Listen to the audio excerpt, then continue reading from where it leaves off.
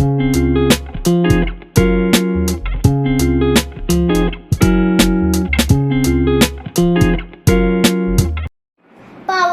sepupu Waruni. Dia belajar di Sekolah Pendidikan Khas Ketidakupayaan Pendengaran. Keluarga Waruni prihatin terhadap Pawalan.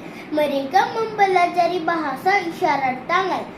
Waruni amat teruja untuk mempelajari bahasa isyarat tangan. Wah, lepas ini saya dan Pawalan dapat berkomunikasi dengan lebih mudah, kata Waruni.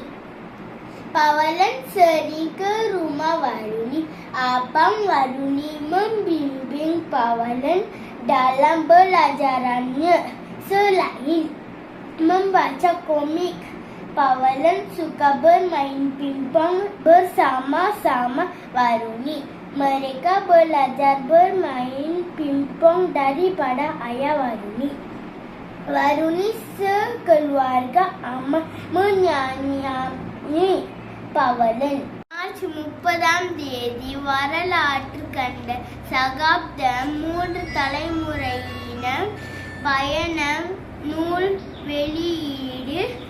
Johor மாநிலம் ஜோரான மாநிலம் என்று பெரும் சேர்ந்தவர்களில் ஒருவர் நடேசன் செட்டியார் என்றால் மிகையாகாது. அந்த அளவில் செல்வாக்கு மிக்கவராக திகழ்ந்தவர் அவர்.